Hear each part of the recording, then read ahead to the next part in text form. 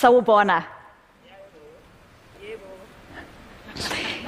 In South Africa, where I come from, Sawubona is the Zulu word for hello. There's a beautiful and powerful intention behind the word because Sawubona literally translated means, I see you, and by seeing you, I bring you into being. So beautiful. Imagine being greeted like that. But what does it take in the way we see ourselves, our thoughts, our emotions, and our stories that help us to thrive in an increasingly complex and fraught world? This crucial question has been at the center of my life's work, because how we deal with our inner world drives everything, every aspect of how we love, how we live, how we parent, and how we lead. The conventional view of emotions as good or bad, positive or negative, is rigid, and rigidity in the face of complexity is toxic. We need greater levels of emotional agility for true resilience and thriving. My journey with this calling began not in the hallowed halls of a university, but in the messy, tender business of life. I grew up in the white suburbs of apartheid South Africa, a country and community committed to not seeing, to denial. It's denial that makes 50 years of racist legislation possible, while people convince themselves that they are doing nothing wrong. And yet, I first learned of the destructive power of denial at a personal level, before I understood what it was doing to the country of my birth. My father died on a Friday. He was 42 years old and I was 15. My mother whispered to me to go and say goodbye to my father before I went to school. So I put my backpack down and walked the passage that ran through to where the heart of our home, my father lay dying of cancer. His eyes were closed, but he knew I was there. In his presence, I had always felt seen. I told him I loved him, said goodbye, and headed off for my day. At school, I drifted from science to mathematics to history to biology, as my father slipped from the world. From May to July to September to November, I went about with my usual smile. I didn't drop a single grade. When asked how I was doing, I would shrug and say, okay. I was praised for being strong. I was the master of being okay. But back home, we struggled. My father hadn't been able to keep his small business going during his illness, and my mother alone was grieving the love of her life, trying to raise 3 children, and the creditors were knocking. We felt as a family financially and emotionally ravaged, and I began to spiral down, isolated, fast. I started to use food to numb my pain, binging and purging, refusing to accept the full weight of my grief. No one knew, and in a culture that values relentless positivity, I thought that no one wanted to know. But one person did not buy into my story of triumph over grief. My 8th grade English teacher fixed me with burning blue eyes as she handed out blank notebooks. She said, write what you're feeling. Tell the truth. Write like nobody's reading. And just like that, I was invited to show up authentically to my grief and pain. It was a simple act, but nothing short of a revolution for me. It was this revolution that started in this blank notebook 30 years ago that shaped my life's work, the secret, silent correspondence with myself. Like a gymnast, I started to move beyond the rigidity of denial into what I've now come to call emotional agility. Life's beauty is inseparable from its fragility. We are young until we are not. We walk down the streets sexy until one day we realize that we are unseen. We nag our children and one day realize that there is silence where that child once was, now making his or her way in the world. We are healthy until a diagnosis brings us to our knees. The only certainty is uncertainty, and yet we are not navigating this frailty successfully or sustainably. The World Health Organization tells us that depression is now the single leading cause of disability globally, outstripping cancer, outstripping heart disease.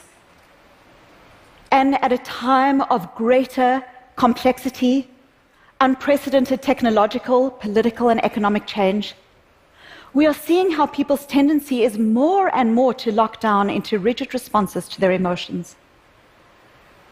On the one hand, we might obsessively brood on our feelings, getting stuck inside our heads, hooked on being right, or victimized by our news feed. On the other, we might bottle our emotions, pushing them aside, and permitting only those emotions deemed legitimate. In a survey I recently conducted with over 70,000 people, I found that a third of us, either judge ourselves for having so-called bad emotions, like sadness, anger, or even grief, or actively try to push aside these feelings. We do this not only to ourselves, but also to people we love, like our children. We may inadvertently shame them out of emotions seen as negative, jump to solution, and fail to help them to see these emotions as inherently valuable. Normal, natural emotions are now seen as good or bad. And being positive has become a new form of moral correctness. People with cancer are automatically told to just stay positive. Women to stop being so angry. And the list goes on. It's a tyranny. It's a tyranny of positivity. And it's cruel, unkind, and ineffective. And we do it to ourselves, and we do it to others.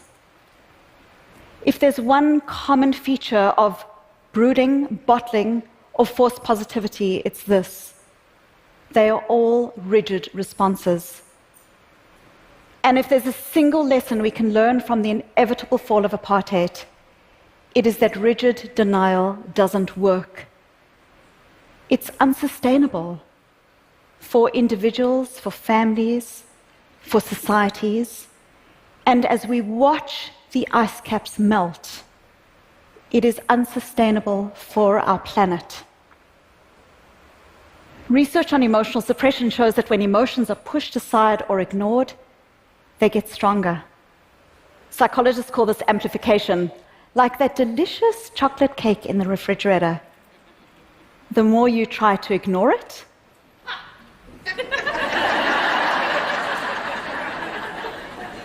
the greater its hold on you. You might think you're in control of unwanted emotions when you ignore them, but in fact, they control you.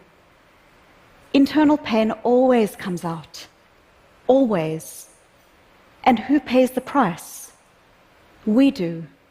Our children, our colleagues, our communities. Now, don't get me wrong. I'm not anti-happiness. I like being happy. I'm a pretty happy person. But when we push aside normal emotions to embrace false positivity, we lose our capacity to develop skills to deal with the world as it is, not as we wish it to be. I've had hundreds of people tell me what they don't want to feel. They say things like, I don't want to try because I don't want to feel disappointed. Or I just want this feeling to go away. I understand, I said to them, but you have dead people's goals.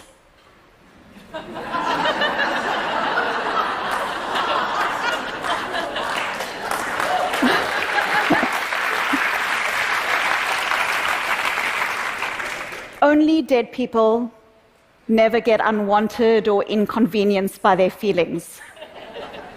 Only dead people never get stressed, never get broken hearts, never experience the disappointment that comes with failure. Tough emotions are part of our contract with life. You don't get to have a meaningful career or raise a family or leave the world a better place without stress and discomfort. Discomfort is the price of admission to a meaningful life. So, how do we begin to dismantle rigidity and embrace emotional agility? As that young schoolgirl, when I leaned into those blank pages, I started to do away with feelings of what I should be experiencing, and instead started to open my heart to what I did feel: pain and grief and loss and regret. Research now shows that the radical acceptance of all of our emotions, even the messy, difficult ones, is the cornerstone to resilience, thriving, and true, authentic happiness. But emotional agility is more than just an acceptance of emotions. We also know that accuracy matters. In my own research, I found that words are essential. We often use quick and easy labels to describe our feelings. I'm stressed is the most common one I hear. But there's a world of difference between stress and disappointment, or stress and that knowing dread of I'm in the wrong career. When we label our emotions accurately, we are more able to discern the precise cause of our feelings. And what scientists call the readiness potential in our brain is activated, allowing us to take concrete steps. But not just any steps, the right steps for us. Because our emotions are data. Our emotions contain flashing lights to things that we care about. We tend not to feel strong emotion to stuff that doesn't mean anything in our worlds.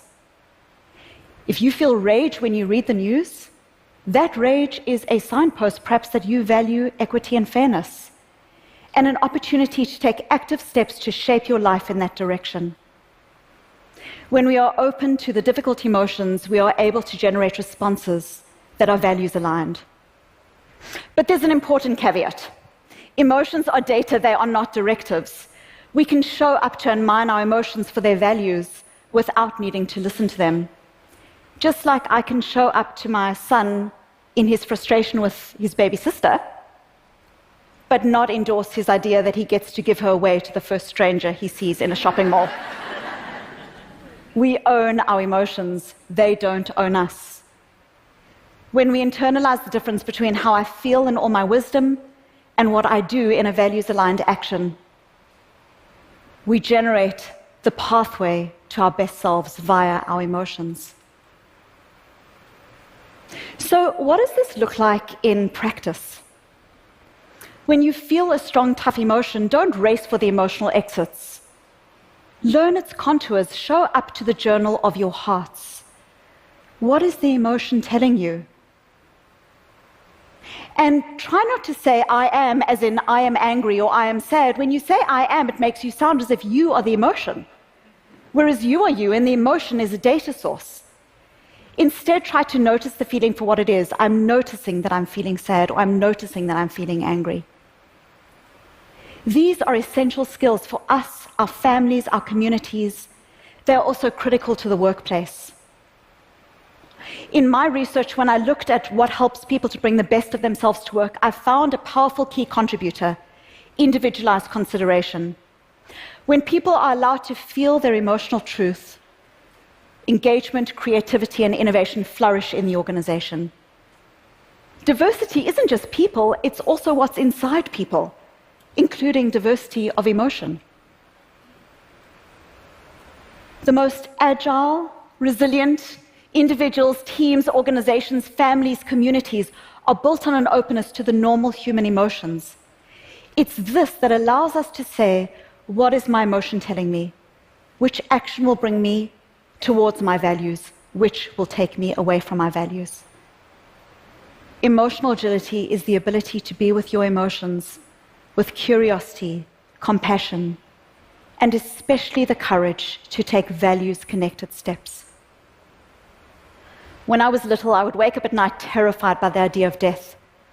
My father would comfort me with soft pats and kisses, but he would never lie. We all die, Susie, he would say.